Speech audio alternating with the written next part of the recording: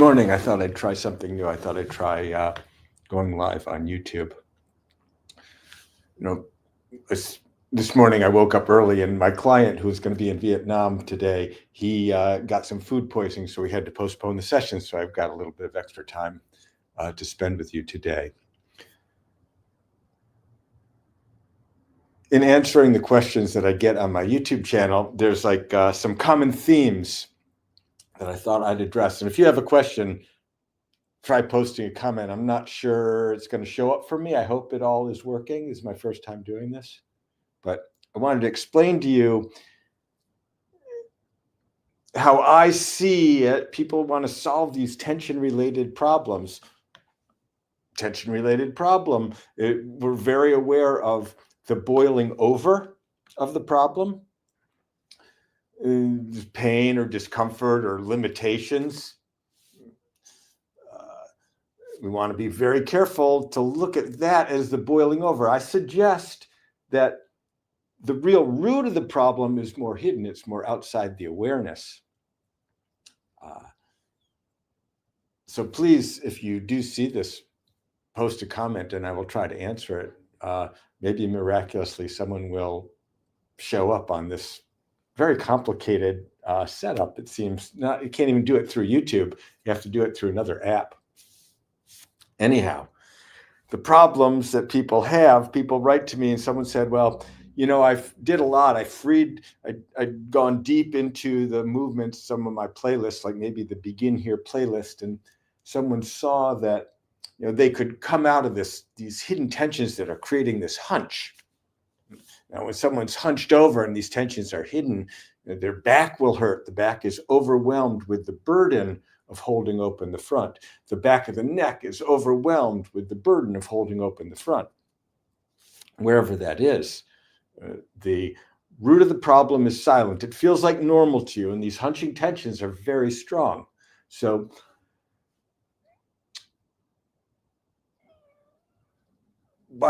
often people write to me in comments on YouTube. They say, you know, I freed this stuff, but I still have like this pain here, expecting that explaining the pain to me will help me say, oh yeah, you've got to do this for that pain. But the pain is not a good indicator. It's very vague in the direction that it sends you. My method, which I've chosen to disregard the pain. You got to look deeper than that. You got to look for the root holdings. And the root holdings, I propose, if you really take your time and look deeply, the root holdings are the constrictions in the breathing space. And that's the root of it. If someone's hunched over, well, it's constricted here to here, okay? If someone is scoliotic, a simple bend, well, the constriction is here to here. If someone's got a more complex bend, constrictions here to here maybe, or it's maybe a very complex bend, a triple bend, a triad contraction, I call it. Contraction upper ribs and contraction lower ribs and pulling down across to the opposite hip, which sets off like maybe pelvic floor discomfort, or maybe it sets off a jaw problem. How do you teach your brain out of these more complicated hidden relationships of tension? That's what we need to do. You got to look really deeply. I had a friend of mine visit. He taught a workshop in my office. He rented it for the weekend, and he's a medical doctor.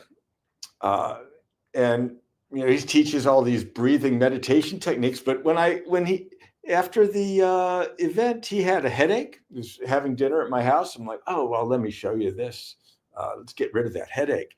And I was surprised that he couldn't control like basic lines of the Eric Cooper Somatics method. He had no ability even to see it in any detail. So the question is, what's the quality of your perception of the way that your brain is good at holding your body? So we can look at, you know, the traditional Hanna somatics bend of like, oh, closed up side. But really, as you look at how those ribs fold down, the question is, you know, what direction are those ribs really pulling into the body? They're probably not pulling to the same side hip. They might be, They might be pulling across to the opposite hip, or they might be pulling across to the opposite rib, or they might be pulling across to the opposite upper chest. That's what, oh, I see a question already. Thank you. How to effectively stretch the thighs, meaning the quads? Okay, beautiful question. Thank you. First of all, let's switch our perspective and say we're not going to stretch. How do we teach those places to relax and lengthen?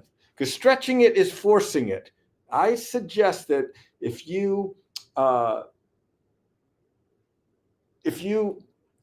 do an experiment that says, I'm not going to stretch at all, stop all stretching and see where the body likes to contract, and teach your brain out of that habit, okay? People who stretch a lot, and I was this weekend sat with a group where a lot of people were stretching, and they weren't actually moving where they're stuck, or they're stretching what's really stuck and they're forcing it, and it's not really consenting to the change. Let's think about it. Thighs, perfect. What do the thighs do? We want to look at it in terms of posture. Thighs, maybe stand up with me. Lock your thighs a little bit, okay? We're just going to come in, lock the thighs a little bit, lock the thighs, and say, okay, what is that posturally doing in my body? Is locking thighs? The thighs, I propose to you that the thighs might be trapped in being used to save the day. So tight thighs, those thighs are sort of holding open the upper body. So if we look one step further, and I encourage you to look at the thighs this way, is to say, well, they're the victim. They're being called in to save the day from this tight front. So we have to unburden the thighs. We've got to go way upstream, which really means coming out of this contracted front, movements like elbows to the sky or the 2-axis rocking chair. That's what we want to do. The thighs, here's what I've been doing for thighs lately. I have a video recorded, but I never published it, and I never had time to edit it. But if you lock the thighs, you can come up onto the balls of the feet and, like, whoa, Nelly, pull those elbows back. You can hold onto a wall. You can be in the shower. Lock the thighs, arch the back, and then very, very slowly, can you come down into, we're going to come down into a squat. Might be easier if you have feet a little further apart. And as we're squatting, well, all the lines, got to look at the whole thing. What is not opening? Where does the back not open? Where do the thighs not, can that let you down? Can the calves lengthen? So we can come on up with a nice, beautiful arching of the back and locking of the thighs. Beautiful. Thighs are tight. And then we're going to go all the way to the opposite. Really, really, really slowly. Squatting down, let that relax. Okay, that's one way to do the thighs. Okay. But look at the thighs as an expression of the big picture problem. Okay, Elaine, hello, I found your page last week. Beautiful. One cool thing is that you've made the difference. My videos just help you make the change. They're not making the change. You have to teach your nervous system to make the change. And that's the really cool thing about it. But thank you for the compliment on the videos. Shoulder impingement stems from imbalance in the hips. Weak right glute. Okay. Weak glutes, that's like a physical therapy way to look at it. I propose that the muscles that feel weak, they're often very, very tired. They've been used to save the day. They're exhausted. That muscle's maybe it feels like it's having to run a marathon every day. So zoom out, okay? If you're thinking about as individual muscles, that's not really going to work. It's not going to get you the best change. What you've got to do is you've got to zoom out and consider looking at the rude holdings that these tired muscles, they're being used to save the day from what's really breathing constriction. Where is the breathing constricted? Especially go to my video called The 8 Inner X Dimensions of Breathing Space. Where is the breathing constricted? Is it constricted from the arching? If you arch your low back and push it up toward the chest, and you sink your chest down toward that arching back, that space, is that constricted? Is the space constricted from upper back toward your belt buckle? Can those breathe apart? Can one shoulder breathe away from the opposite hip? Is that dimension free? Can you gently breathe into twisting one way and twisting the other way? Where's the breathing constricted? And that will show you the root holdings. You got to address the root holdings. To help the shoulder, start at the foundation of the shoulder. Start with how do the ribs deliver that shoulder. You can do forward and back paddle and kayak elbows, where it's the ribs delivering all that stuff.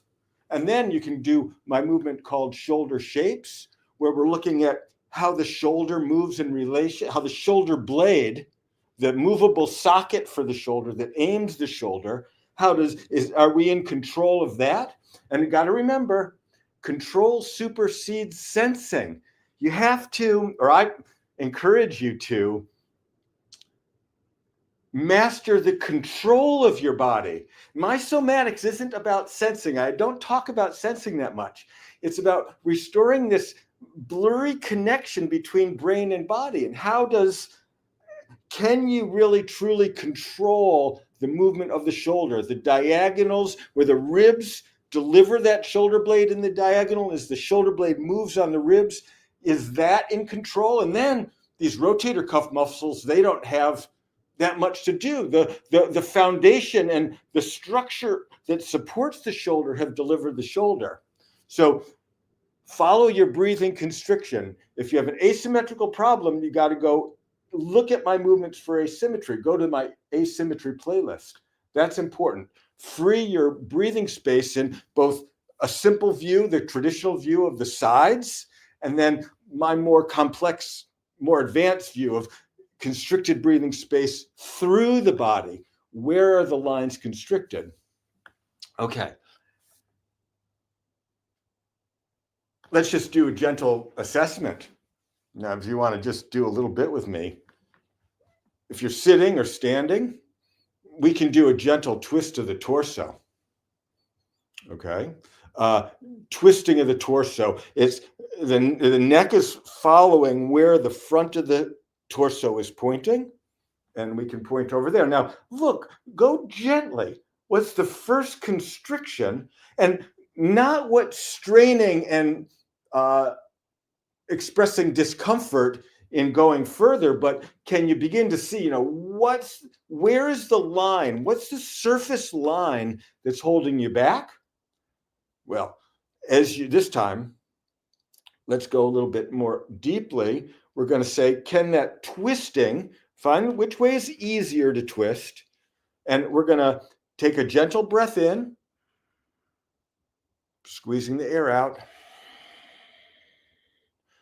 Long, gentle breath in as you twist that easy way.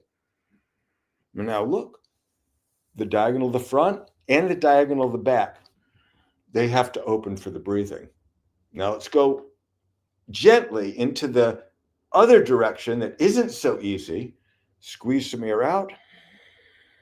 Every drop, all the directions. Slow, gentle breath in, not forcing it, just looking where's the first constriction. Does the front know how to open, or is it the diagonal of the back?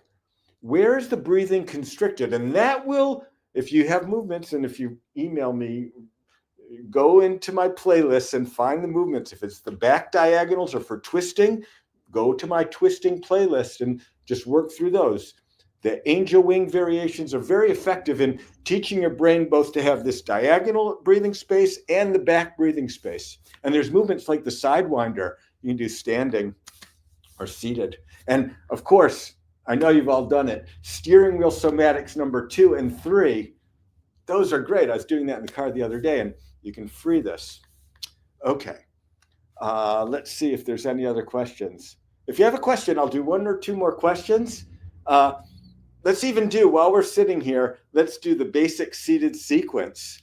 And we want to make it breathing. So as you come into Whoa Nelly, as you create this beautiful, gentle arch, just really respect what's stiff. Close what's stiff. As the back arches, the back closes, okay? And squeeze some air out. And just this first breath into the back as it opens, do it as assessment. Don't force it. Where's the breath go? Direct the breath to some places where it doesn't know how to go. The upper back, one side of the back, the other side of the back, low back on each side. And pulling, Whoa Nelly, pull back on those reins. Whoa Nelly. Squeeze the air out. Make that pleasurable. The place that's working too hard, turn that down. Okay. The gentle breath in. Breathe into that. Okay, now while you're forward, you got that breath into the back, squeeze the air out of the front. Even if you want to dive in, like you're diving into a swimming pool, push the hands together to really close that front. Front of shoulders pull together, squeeze the air out. And gently, gently, don't force it. Where does the breath not know how to go into the front? As you pull back gently, go slowly, one diagonal up to from center of the body to one collarbone. Center of the body to the other collarbone. Upper chest, does this know how to open? Okay, is it right here? Look where you're constricted and close that. Again, diving in or get away from the thumbs is how I teach it in one of the videos, but we're gonna close on up. Really make that front feel small.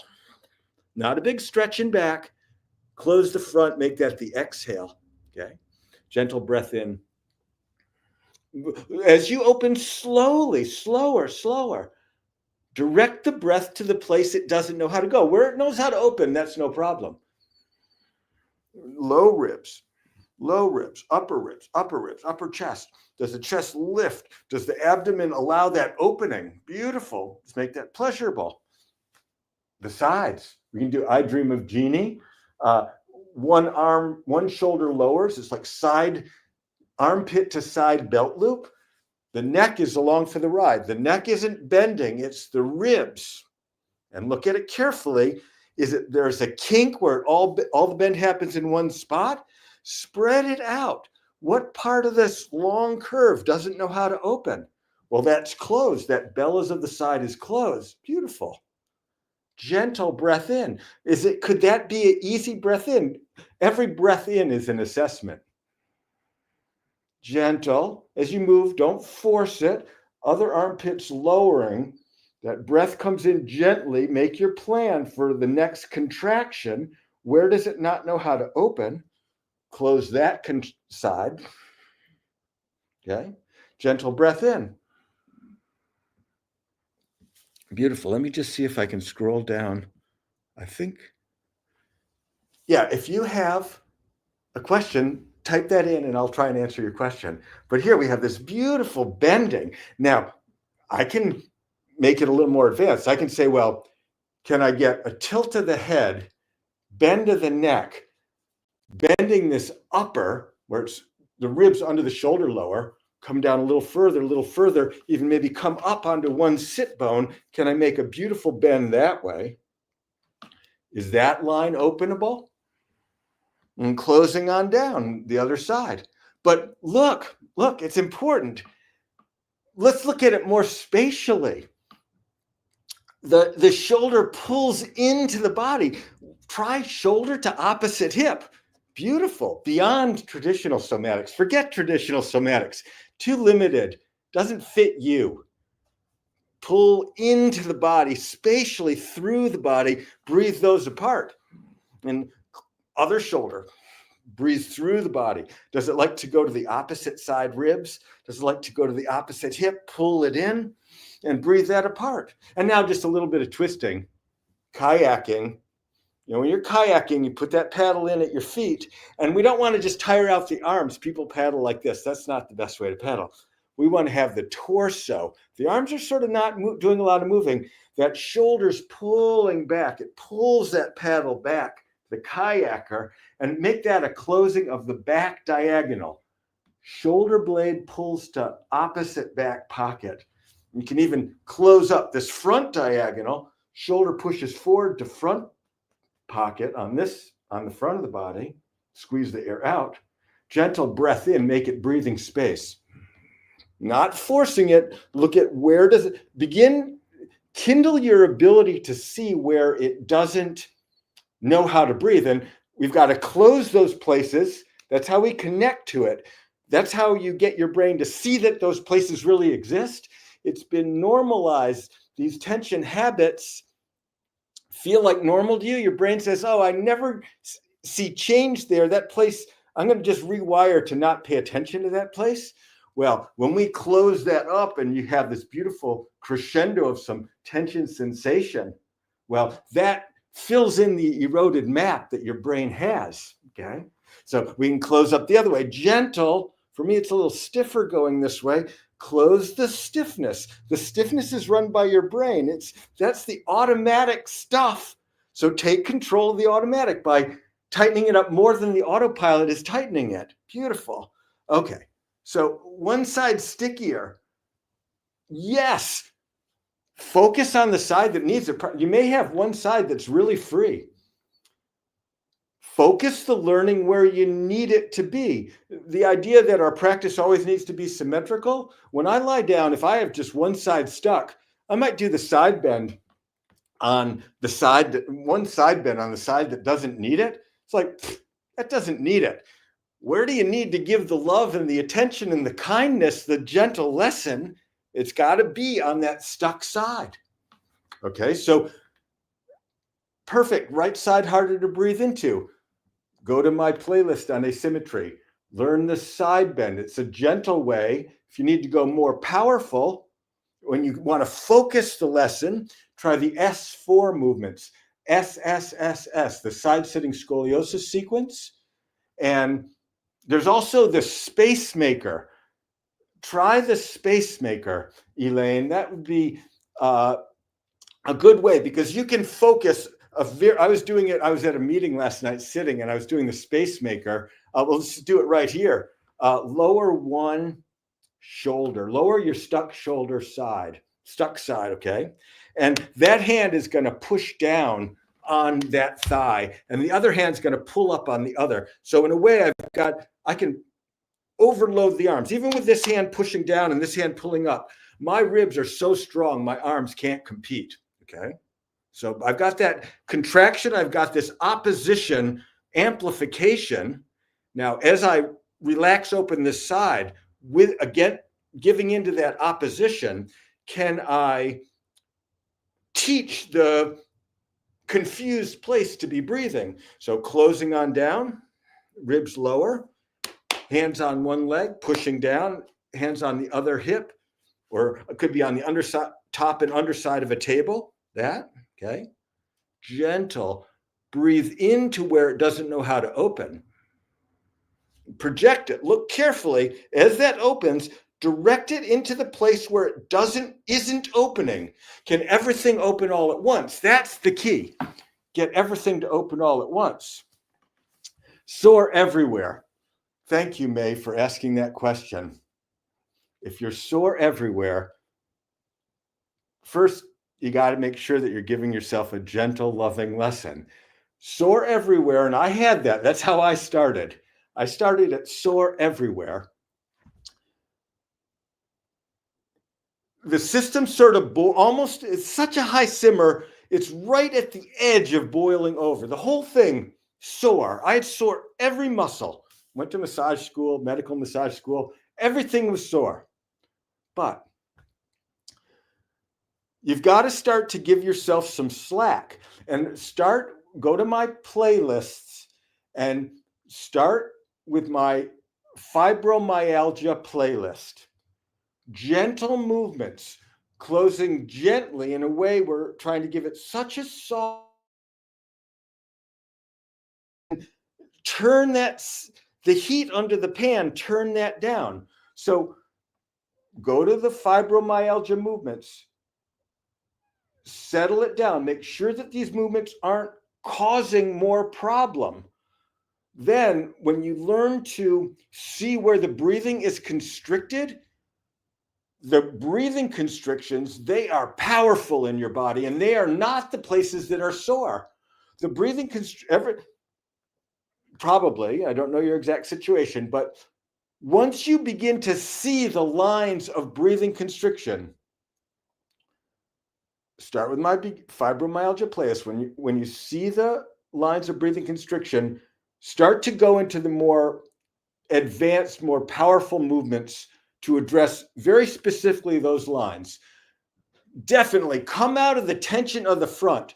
Probably the tensions that hunch you are ferociously strong. It's probably not giving you a lot of soreness right here at that epicenter of that sort of reaction to stress that closes us up. And life is full of lots of texting and driving and all the practice that amplifies and gives more practice to those tensions. So come out of the root holdings that are limiting your breathing constriction. Start slowly and let me know how it goes. And please email me if you have any questions. Chronic discomfort. Okay. If it's chronic discomfort, go to my Begin Here playlist and just start at the very top. The movement, can gentle twisting free your breathing? It starts with a nice assessment, and you can start to see, there's something more happening. At first, what's the problem is outside the awareness. So you have to teach your brain to become aware of something it hasn't been noticing. Work from the top down in the Begin Here playlist. And I had what you had. I have what you've got. Chronic discomfort.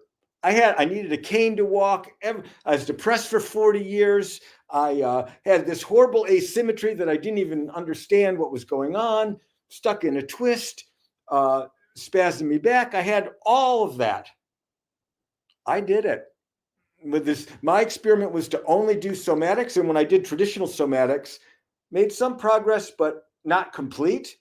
Then when I developed my method and I broke the rules and saw the real lines that we get stuck in, like if you want to do the assessment, my video called The 8 Inner X Dimensions of Breathing Space, that's a little more advanced, but you might be able to see that there's some other lines that are really profoundly stuck.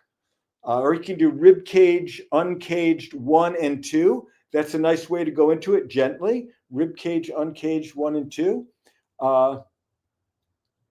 How do you know if, here, I'm going to just change to get to Ruth. Thank you, Ruth, for that question. How do you know if things are open? Find some time to be with yourself and just try the video. It's the first movement on my Begin Here playlist. Can gentle twisting free your breathing?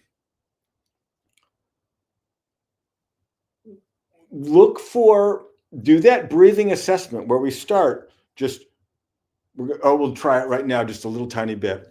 Let's plan it out first. We want to see how your brain wants to breathe your body. What's the easiest, gentlest way that it would just breathe you without thinking about it? So if you freeze your breathing, you're going to freeze your breathing. I'm going to count down quickly from 10. You're just going to let it breathe however it wants. So when you're ready, freeze the breath. 10, 9, 8, 7, 6, 5, 4, 3, 2, 1. And just let it breathe however it wants. And just look at that place. And then we're going to do that one more time. Freeze the breathing. 10, 9, 8, 7, 6, 5, 4, 3, 2, 1. Let it breathe however it wants. Give it permission and look at that. That's where your brain thinks it's easiest. And back off the effort. Switch that to manual control. Breathe that same place. Where's the softest, easiest breathing? Less and less. What's the easiest? Now, we're going to call that open for now. That's where your brain is maintained. It can breathe there. It feels like that's pretty open. But let's move the breathing into other places. Let's come up into one collarbone, those upper ribs. Apply the same gentle effort, even if it doesn't know how to move. Gentle. Does your brain think that's easy? You can override it.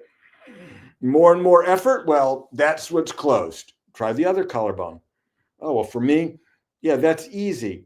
Just a little sip, that one moves. Over here, come back. Doesn't. Where is it confused? Breathe up into one side of the body. My side, this side really is sort of the root of my scoliotic bend. I have the same bend as my father, but he was left-handed and I'm right. So it's not really having to do with handedness. And I had injuries that I always thought caused my scoliotic bend, but he had it. He didn't have a lot of injuries. You can breathe into the other side. Just a little breath. Breathe into the back, upper back, one side of the back. Let it move. Soft. Is it easier? Would the brain say, you know, that's a place where I have it as easy breathing? Breathe into the other side. Breathe into the low back.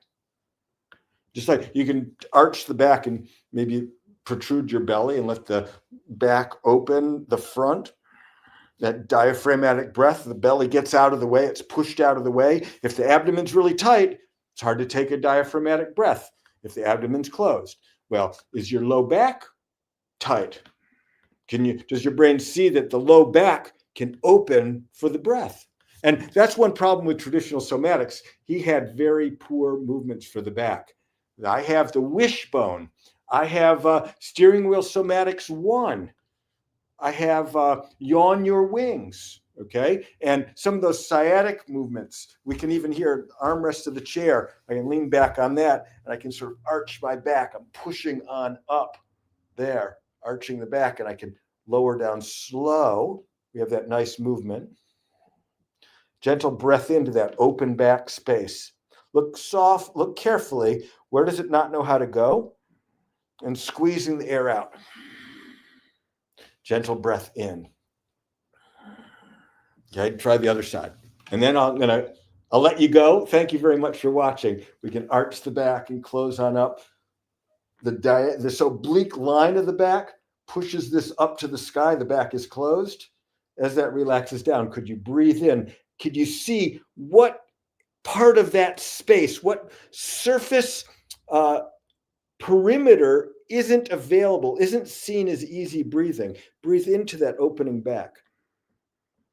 Where it's confused, just call it confusion, close that place. Take control of it, and as that relaxes, direct the breath into that. Okay. Thank you very much for practicing with me today. This is my first YouTube Live. I really am very grateful for all your questions. Please contact me if you have any questions. I love hearing about your progress. You can free yourself, but where you're stuck is hidden, and you just have to find it. You just have to teach it. You just have to learn to love yourself. Learn to love yourself. As an experiment, you got to love yourself first before you can really love others. Can you know that love is the guide, is the center, is your strength? And part of that involves not being stuck in this closed situation. Can this be your power? And the mind just follows the guidance of the heart. What a beautiful place to come from. Thank you very much. Blessings on your journey.